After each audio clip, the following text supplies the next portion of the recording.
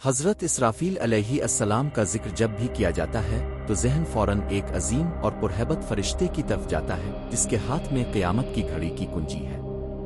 وہ فرشتہ جس کا کام خاموشی سے اللہ کے حکم کے انتظار میں رہنا ہے اور جس کی ایک آواز پر پوری کائنات ختم ہو جائے گی۔ یہ کہانی ایک ایسے فرشتے کی ہے جس کی ذمہ داری پوری مخلوق کے انجام سے جڑی ہوئی ہے اور جس کی خاموشی کے پیچھے صدیوں کا صبر چھپا ہوا ہے۔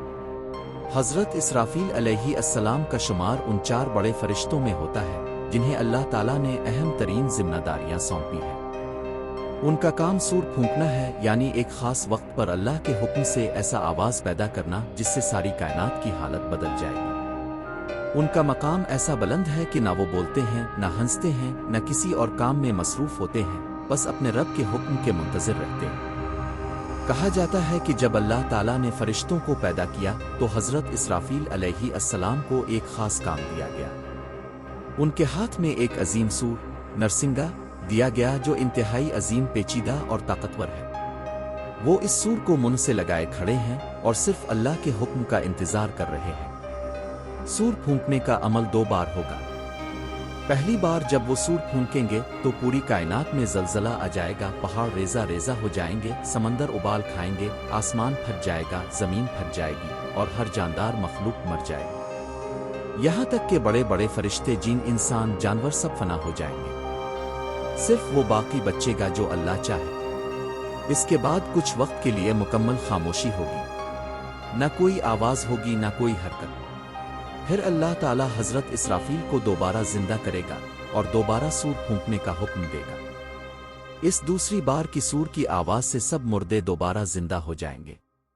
لوگ اپنی قبروں سے نکلیں گے، حیرانی میں ایک دوسرے کو دیکھیں گے اور پھر اپنے اعمال کا حساب دینے کے لیے میدان محشر کی طرف دوڑیں گے۔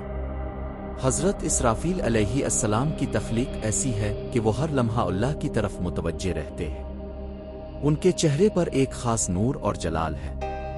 وہ ہنستے نہیں، کسی سے بات نہیں کرتے اور نہ ہی کسی اور کام میں مصروف ہوتے ہیں۔ ان کی پوری ہستی صرف اللہ کے حکم کی تابع ہے۔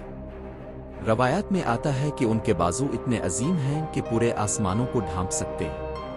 ان کی آنکھوں سے آنسو بہتے رہتے ہیں کیونکہ وہ اللہ کی عظمت اور اس کی طاقت کو جانتے ہیں۔ انہیں علم ہے کہ جب وہ سور پھونکیں گے تو وہ گھڑی ہوگی جب اللہ کی عظمت کا سب سے بڑا جلوہ ظاہر ہوگا اور پوری کائنات ختم ہو جائے گی۔ ان کا سور ایسا نہیں ہے جیسے دنیا کے کسی ساز کا تصور کیا جائے۔ وہ ایک ایسی طاقتور آواز پیدا کرے گا جو محض سننے میں نہیں بلکہ ہر شے کے وجود کو ہلا دے گا۔ اس سور کی گونج کائنات کے ہر ذرے تک پہنچے گی اور جو کچھ ہے فنا ہو جائے گا۔ حضرت اسرافیل علیہ السلام کے کندھوں پر جو ذمہ داری ہے وہ صرف ایک آواز کی نہیں بلکہ وہ گھڑی ہے جو قیامت کی شروعات کرے گی۔ اس سے قبل اللہ تعالیٰ اپنے نبیوں، فرشتوں اور تمام مخلوق کو اس دن کے لیے تیار کرے گا۔ حضرت اسرافیل صدیوں سے اسی لمحے کے انتظار میں کھڑے ہیں۔ وہ وقت کب آئے گا یہ کسی کو معلوم نہیں، نہ کسی نبی کو، نہ کسی فرشتے کو، حتیٰ کہ حضرت اسرافیل خود بھی نہیں جانتے کہ انہیں کب سور پھونکنے کا حکم ملے گا۔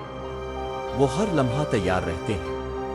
اگر اللہ کا حکم ابھی آ جائے تو وہ فوراً سور پھونک دیں گے۔ اس حالت میں رہنا جہاں ایک لمحے کی تاخیر نہ ہو سکے اور صدیوں سے خاموشی میں کھڑے رہنا، یہ وہ مقام ہے جو حضرت اسرافیل کو دوسروں سے منفرد بناتا ہے۔ کئی انبیاء اور بزرگوں نے حضرت اسرافیل کو خوابوں میں دیکھا، روحانی طور پر ان کی زیارت کی۔ وہ انتہائی جلال والے فرشتے ہیں اور ان کے پاس کھڑے ہونے کا تصور ہی دل دہلا دیتا ہے۔ ان کی خاموشی میں بھی ایک لرزہ ہے اور ان کی نگاہوں میں ایک خاص شان اور وقار ہے۔ کہا جاتا ہے کہ سور کے اندر اللہ تعالیٰ نے تمام روحوں کی ایک مخصوص گونج رکھ دی ہے۔ جب پہلا سور پھونکا جائے گا تو وہ سب آوازیں ختم ہو جائیں گی اور جب دوسرا سور پھونکا جائے گا تو وہی آوازیں دوبارہ پیدا ہوں گی۔ گویا سور میں زندگی اور موت دونوں کی طاقت موجود ہے۔ حضرت اسرافیل علیہ السلام کا مقام قرب الہی میں بہت بلند ہے۔ وہ عرش کے قریب کھڑے ہوتے ہیں اور ان کا چہرہ ہمہ وقت اللہ کی طرف ہوتا ہے۔ وہ کسی اور طرف نظر نہیں کرتے کیونکہ ان کی نگاہوں کا مقصد صرف اللہ کے حکم کا انتظار ہے۔ حضرت اسرافیل کی کہانی ہمیں یہ سکھاتی ہے کہ اللہ کی رضا میں صبر، خاموشی، اطاعت اور مکمل توجہ کیسے ہونی چاہیے۔ صدیوں سے ایک ہی حالت میں رہنا بغیر کسی سوال کے صرف اللہ کی مرضی پر بھروسہ رکھنا، یہ وہ سبق ہے جو ہمیں ان کے کردار سے ملتا ہے۔ جب قیامت آئے گی اور حضرت اسرافیل سور پھونکیں گے تو انسانوں کو اپنے اعمال کی حقیقت معلوم ہو جائے گی۔ اس وقت کوئی سفارش نہیں چلے گی، کوئی طاقت مدد نہیں دے گی۔ وہ لمحہ اس کائنات کی سب سے بڑی تبدیلی ہوگا اور اس کا آغاز صرف ایک آواز سے ہوگا، حضرت اسرافیل کے سور سے۔